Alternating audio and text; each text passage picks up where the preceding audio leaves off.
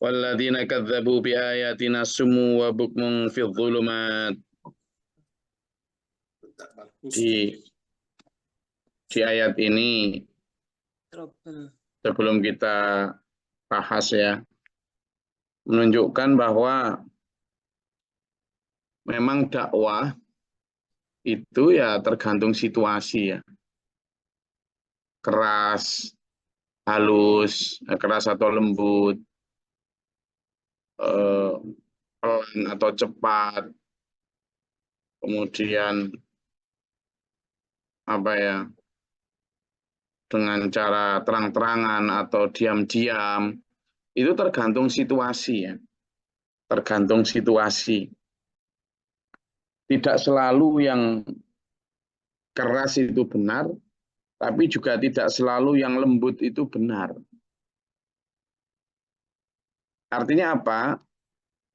Ya memang bagaimana kondisi keadaan itu,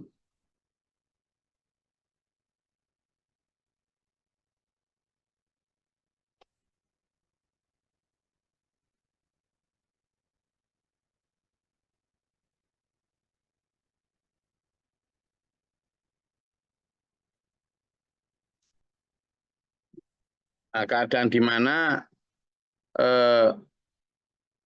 misalnya kondisi memang baik-baik saja, masyarakat juga tidak ada ya ada penentangan, tapi tidak ada penentangan secara fisik.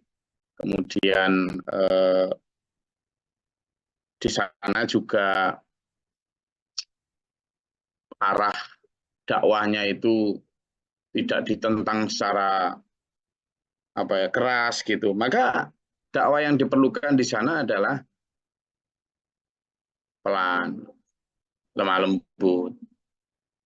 Tapi begitu dakwah di sana itu sudah mulai keras, sudah mulai masyarakat juga melakukan penentangan dengan cara fisik dan lain sebagainya, maka yang diperlukan dakwah adalah keras.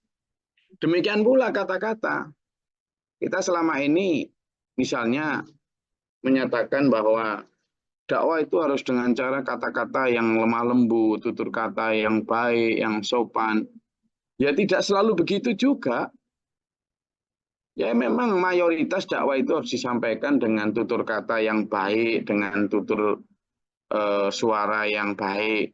Tapi pada saat kepada orang-orang yang memang sudah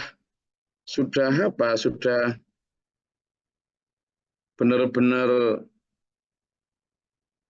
menantang, benar-benar perlu kayak semacam shock gitu ya, kayak akhirnya kayak ayat ini. Ayat ini kan benar nih, coba lihat kalimat ini ya. Walladzina kadzdzabu biayatina summun bukmun. Malah di ayat lain ditambahi umyun gitu. Artinya apa coba? Itu orang-orang yang nggak mau percaya dan beriman sama Allah dan Rasulnya, itu orang buta, orang tuli, orang bisu. Nah itu kan kasar banget tuh, keras banget tuh. Tapi apakah ini keliru? Enggak, yaitu tadi tergantung ini diperlukan kepada siapa. Kalau sudah kepada orang-orang kayak Abu Jahal yang memang jauh jero luar dalam memusuhi Nabi Muhammad SAW dan ahli keluarga, bahkan para sahabat dan pengikut Nabi Muhammad SAW, maka kalimat semacam ini kadang-kadang diperlukan untuk memberikan semacam shock terapi terhadap mereka, gitu loh. Jadi jangan dikira bahwa semua tutur kata yang ada di dalam Al-Quran itu hanya lemah lembut saja. Demikian pula dakwah, kalau semuanya hanya pelan, kita harus lemah lembut. Lah kalau sama Belanda zaman dulu, yang jelas-jelas mereka tidak hanya menjajah secara fisik, membunuhi bangsa ini, tapi juga merusak akidah kita dengan cara menyebarkan agama mereka, dengan cara paksaan maupun apa. Kan mereka, orang Belanda dulu kan penjajahannya melalui 3 kan, gold, gospel, and glory. Nah, sebentar, glory, jangan glory salah ya. Nah, masih ingat kan dulu di SD itu diingatkan gold, gospel, and glory. Tapi saya bukan warisan penjajah loh ya. Jadi gold mereka nyari emas, gospel mereka menyebarkan apa agama mereka. Lalu glory mereka menaklukkan untuk kejayaan ratu mereka. Loh, maka gospel ini maupun gold ini mereka lakukan dengan cara itu tadi, dengan cara paksaan. Bahkan glory pun ketika mereka mengagungkan untuk kekuasaan dan kejayaan kerajaan Ratu Wilhelmina atau apa, mereka juga melakukan dengan paksaan dan ini. Maka waktu itu umat Islam di Indonesia dakwahnya ya tidak mungkin dengan pelan-pelan lagi. Makanya para ulama terdahulu kemudian menyerukan jihad melawan Belanda itu ya karena memang situasinya diperlukan seperti itu. Padahal sebelumnya jihadnya para ulama di Indonesia di Nusantara itu ya dengan cara lemah lembut, dengan cara akulturasi budaya, dengan cara yang apa pendekatan-pendekatan persuasif. Iya, Islam masuk di Indonesia dengan cara itu, melalui perdagangan, ekonomi, melalui kegiatan sosial, melalui kegiatan budaya, bahkan seni. Benar, ya dakwahnya saat itu yang dibutuhkan adalah itu. Karena datang dengan damai. Masyarakat Indonesia juga menerima dengan damai, tidak ada kekerasan fisik, maka cara dakwah itu yang dibutuhkan. Tetapi begitu kita sudah settle di Indonesia ratusan tahun, ujuk-ujuk Belanda datang, kemudian Belanda datang dengan segala macam misi jahatnya, ya kemudian misi dakwah kita beda sudah, beralih, modenya beralih dari yang pelan-pelan menjadi keras, dari yang awalnya hanya dengan sosial budaya melalui dengan kekerasan perang, dengan kekerasan perang senjata gitu loh. Pada Belanda ya enggak lagi, hai Belanda sadarlah kamu, enggak gitu, sudah kurang ajar Belanda kata orang Sarip Tamboso. Londo iki lo Bambang Santoso apa? Kamu masih ingat? Boten, iki lo Bambang Gentolet boten. Dulu ada kalau ludrukan itu loh. Londo. Sarip Tambak Doso, Gus. Iya, Sarip Tamboso itu yang saya tambah. Soal ada lagi itu loh, Bambang, sampai saya masih ingat banget loh kalau dulu ludrukan disetel di itu tuh. Itu loh, godakan aku mati kabeh kon wong tuh. Nah, kan gitu kan. Ya memang orang Belanda perlu dibegitukan. Maka ketika memahami ayat ini, ayat 39 surat Al-An'am ini, dan ada juga dalam surat Al-Baqarah itu, summum bukmun umyun fahum la yarji'un, ada gitu. Kemudian ada mutu bi ghaizikum, matilah kamu bersama dengan kemarahanmu. Jadi bongkoe ini istilah Jawa kan gitu. Mati sekalian. Itu kan kasar sekali. Tapi itu memang sudah saatnya disampaikan kepada siapa? Ya kepada orang-orang yang memang sudah ya kayak Belanda tadi. Abu Jahal dan teman-temannya itu kan ya penentangan terhadap Nabi Muhammad SAW itu sudah bukan hanya penentangan verbal, suara atau sikap, tapi sudah pada penentangan fisik dan caci maki yang berlebihan gitu loh. Padahal di sisi lain semua ya ini ayo hati-hati. Padahal di sisi lain kita juga diajarkan oleh Allah, oleh Rasulullah Muhammad SAW untuk wajadilhum billati hiasan. Ud'u ila sabili bil mau'izati, itu dengan cara lemah lembut. Wajadilhum billati hiasan, dengan cara berjidal atau berdebatlah dengan cara yang baik. Iya. Kemudian lintalahum, dan lemah lembutlah terhadap mereka. Tapi pada saat yang selama asyidda'u alal kufar, kamu keraslah terhadap orang-orang kafir, waruhama bainahum, dan berkasih sayanglah terhadap sesama muslim. Jadi ya, yang salah dipahami umat sekarang itu seolah-olah kita ini harus lemah lembut terus, Enggak, nanti karena lemah lembut terus, itu orang-orang yang hanya memahami satu sisi dakwah itu. Nanti kalau pas ada penjajahan masuk lagi ke Indonesia, naudzubillah min dzalik, jangan sampai loh ya. Nggak berani perang dia. Biasanya itu memilih berkomprador, memilih untuk menjadi komprador-kompradornya company Belanda. Naudzubillah min dzalik. Gitu loh. Makanya kita tetap SPMA selama ini memilih untuk jalan dakwah itu dengan jalan damai, dengan jalan bil mau'izatil hasanah, dengan melalui program-program sosial, pendidikan, lingkungan hidup. Ya, karena memang yang kita dakwai sekarang sesama bangsa Indonesia sendiri, atau bahkan mungkin bangsa lain, yang memang tidak ada kekerasan fisik dan juga dalam kondisi damai. Tapi kalau misalnya ada Belanda datang ke sini, atau bangsa lain yang menjajah dengan cara memaksakan kehendak, apalagi dengan cara menyerang fisik bangsa ini, ya kita harus melawan. Strateginya sudah beda lagi, gitu loh, ya.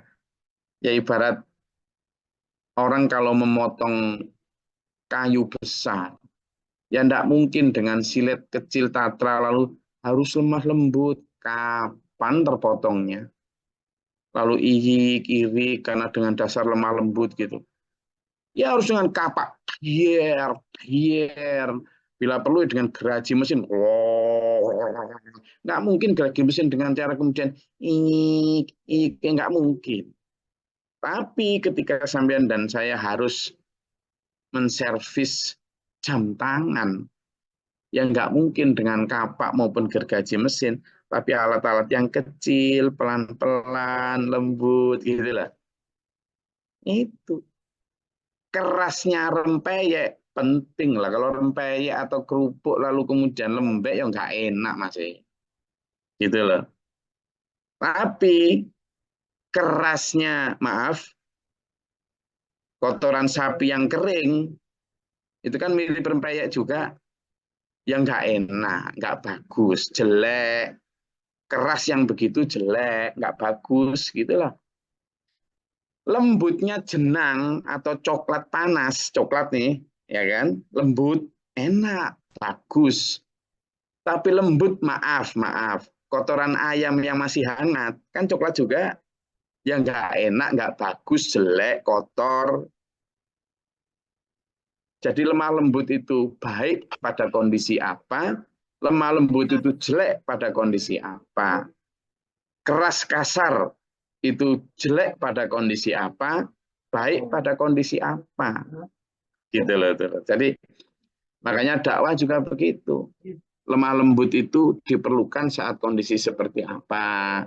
Kemudian keras dan kasar diperlukan saat kondisi apa.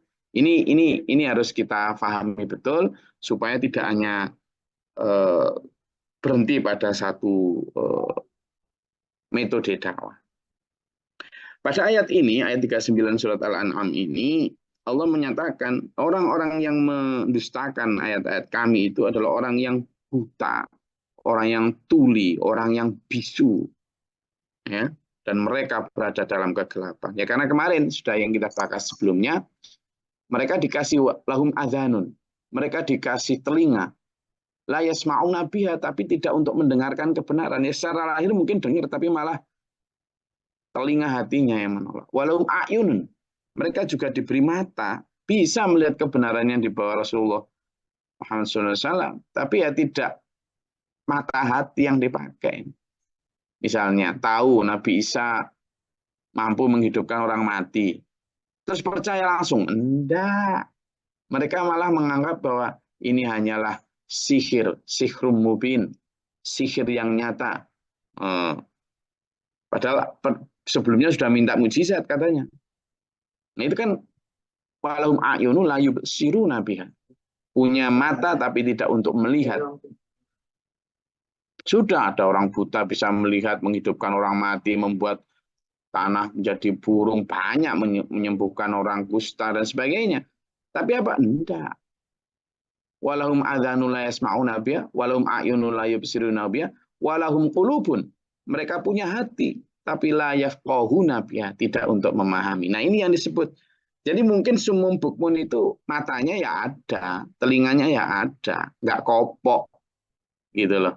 Tapi itu hanya mata lahir, sementara mata hati di mata Allah sumun, bukmun, umyun tadi. Telinganya, mulutnya bisu semua gitu.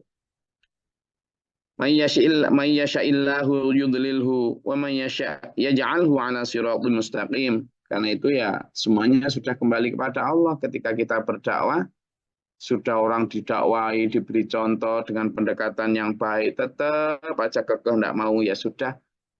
Memang kalau Allah sudah menghendaki mereka sesat ya nggak bisa ada orang yang menolong. Demikian pula ketika ada Allah kehendaki mereka untuk baik, ya mereka akan berada dalam siratal mustaqim. Qul ara'aitakum in atakum adzabullahi aw atatkum as-sa'atu aghairallahi tad'un.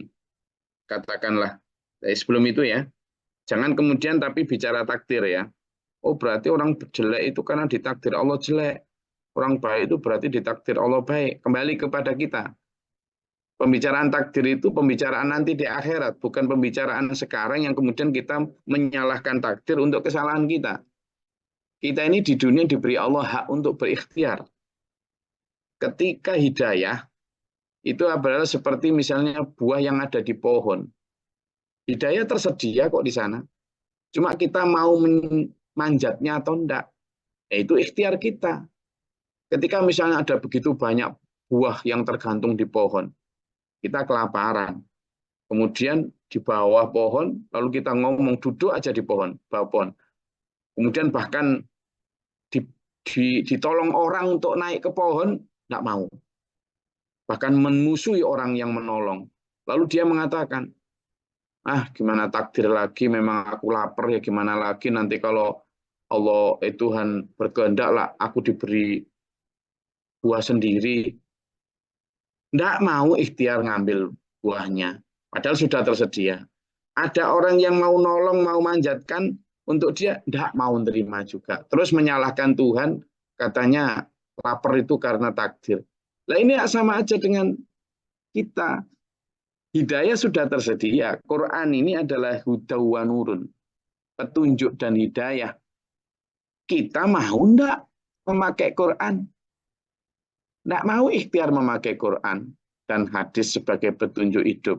Lalu melakukan kesesatan atau kesalahan, dosa, maksiat. Kemudian dia mengatakan, ya gini ini takdir Allah, memang aku belum dapat hidayah. Padahal sudah disodorin hidayah. Bahkan sudah ditolong untuk mendapatkan hidayah. Tapi malah yang menolong menyampaikan risalah dimusuhi. Lagu itu terus mengatakan ini takdir. Ya enggak gitu, Mas Bro. Nah, gitu loh. Jadi itu maksudnya antara takdir dan tidak itu. Kita diberi ikhtiar tapi malah tidak mau. Jangan menyalahkan takdir ya. Qul araitakum in atakum adzabullahi aw atatkum as-sa'atu aghairallahi tad'una in kuntum shadiqin. Katakan tuh Muhammad, kata Allah, adakah nanti pada saat ini terangkan coba, pada saat sudah datang azab Allah, coba suruh nerangkan, atau ketika sudah pada saat hari kiamat datang kepada mereka, ada tak selain Allah mereka kemudian menyeru gitu? Ada tak? Coba kalau mereka memang benar, minta tolong kepada siapa mereka ketika nanti ada selain Allah? Kita buktikan aja ya, sebelum sampai kiamat datang.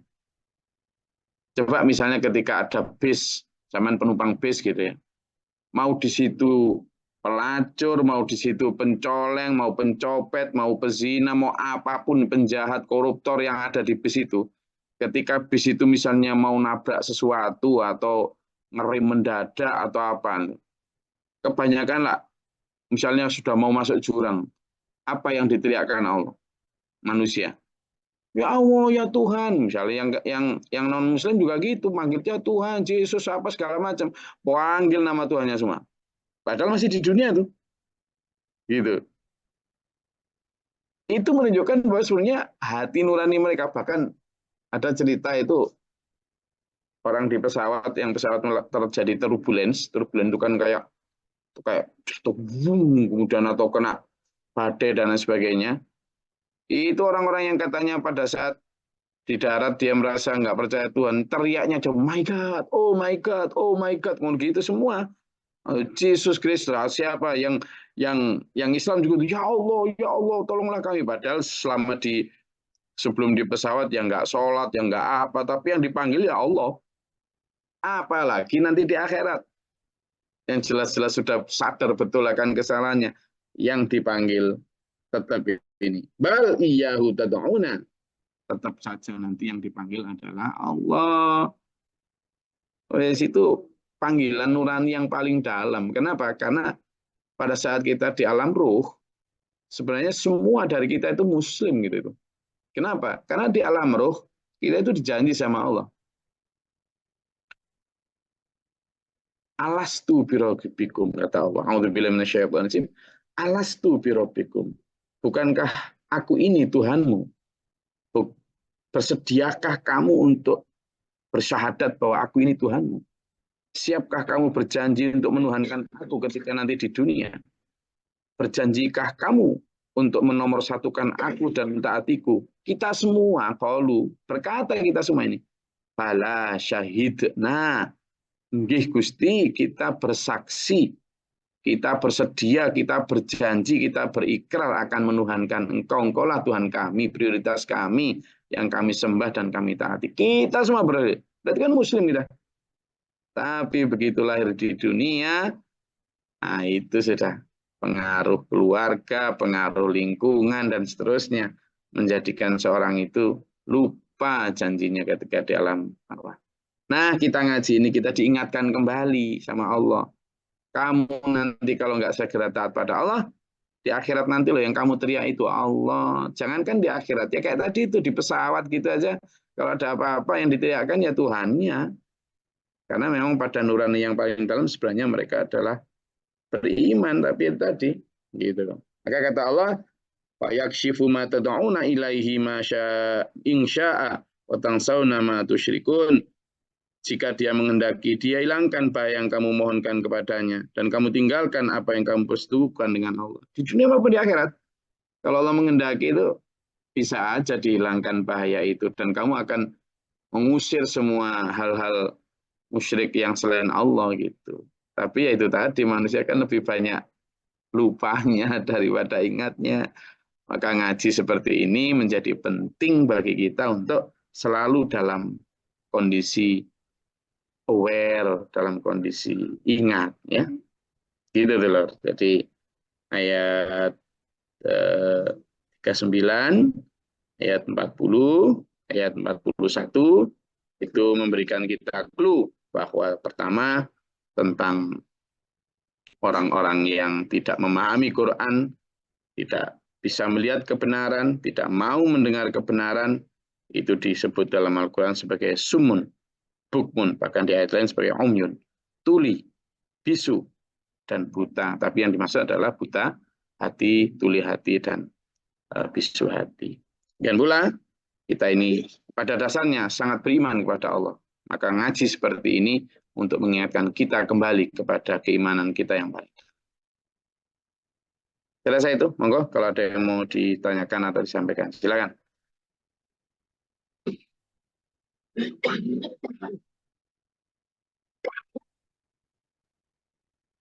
Kan kalau mau ada yang mau ditanyakan, monggo.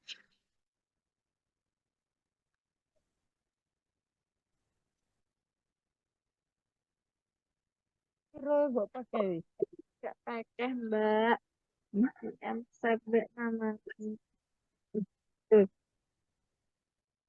Ada?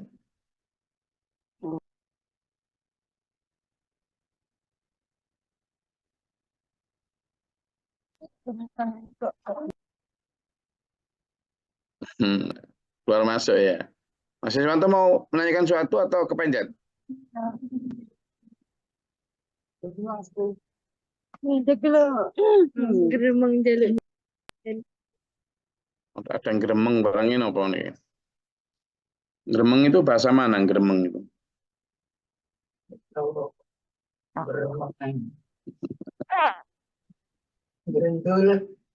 Ada?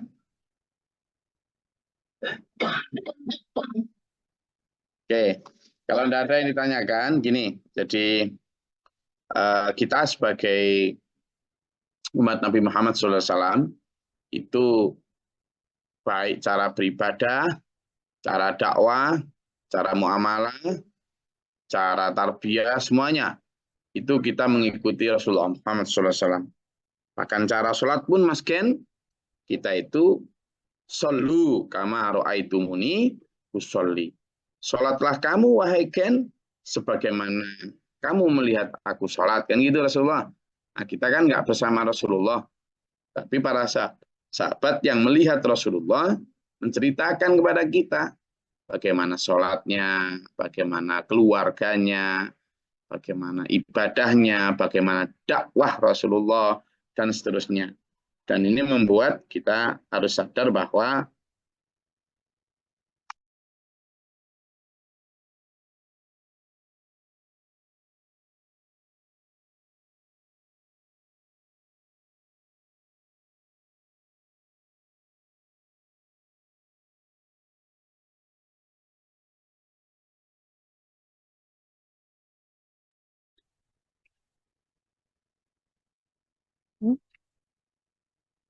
Udah. Mbak, tolong pokoknya.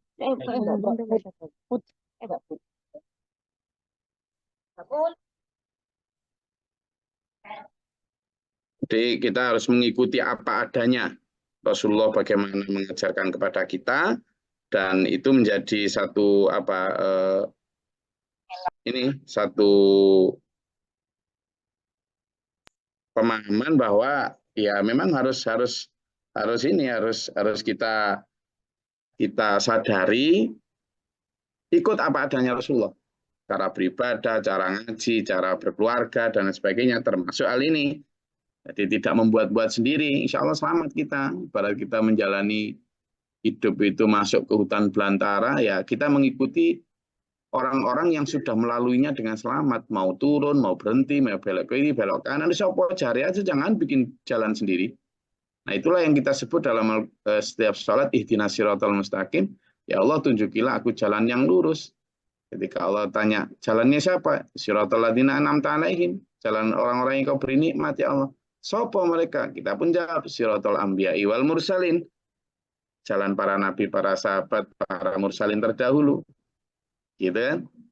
Nah, itu makanya kemudian ditunjuki Al-Quran itu yang jelas-jelas sudah selamat. Jangan bikin jalan sendiri. Baik termasuk dalam hal dakwah seperti ini. Bahwa dakwah itu memerlukan benar-benar strategi, kapan cepat, kapan lambat, kapan ngerem, kapan ngegas, dan seterusnya. Dan untuk itu ya memang kita butuh bimbingan, guru. Saya rasa itu kajian kita pada pagi hari ini. Masih ada daging tersisakah untuk sate hari ini? Kok kayaknya pada dayaman. Pagi-pagi jangan daging, pagi-pagi itu buah. Ya, Pak Burman, jangan makan banyak daging, Pak Burman. Ingat umur, Pak Burman. Oke, terima kasih. Mudah-mudahan bermanfaat faedah. Apapun beban berat hidup kita, jangan sampai bersandar kayak ya, dimanfaat, dinikmati saja, kayak gimana gitu, kita ini kasihan lah. Jadi ayo kita pikul bersama-sama beban agama dan kehidupan ini sambil sharing bersama. Mudah-mudahan Allah memberikan kita solusi atas semua persoalan kita, diberikan kesehatan jasmani rohani, kerukunan antar kita, antar keluarga kita, dijaga dari serangan dajjal, iblis dan bala tentaranya, selamatkan dunia akhirat kita di dunia wal akhirah. Amin. Allahumma sholli wa sallim barik ala sayyidina. Allahumma fil lil mu'minin wal mu'minat muslimin muslimat. Allahumma hdina fi man hadayt wa afina fi man afayt wa lana fi man tawallayt wa barik lana fi ma atayt wa qina syarra ma qadayt fa innaka taqdir wa la yuqda 'alaik. Astaghfiruka wa atubu ilaik. اللهم دعنا البلاء والوباء وقد الحسدين من الجن والشياطين ربنا نجينا ولينا وسكابنا قوم ظالمين ربنا لا تجعلنا في القوم الظالمين اللهم ارفع درجاتنا في الدين ربنا من اكتبنا مع الشاهدين ربنا لا تزغ قلوبنا بعد إذ هديتنا ربنا اجعلنا مسلمين لك وانذرتنا من مسلمين لك Rabbana atina fid dunya hasanah wa fil akhirati hasanah.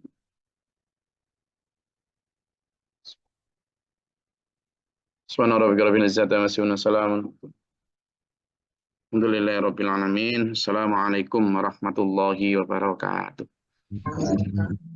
اللهم ارحمنا بالقرآن واجعله لنا إماما ونورا وهدى ورحمة.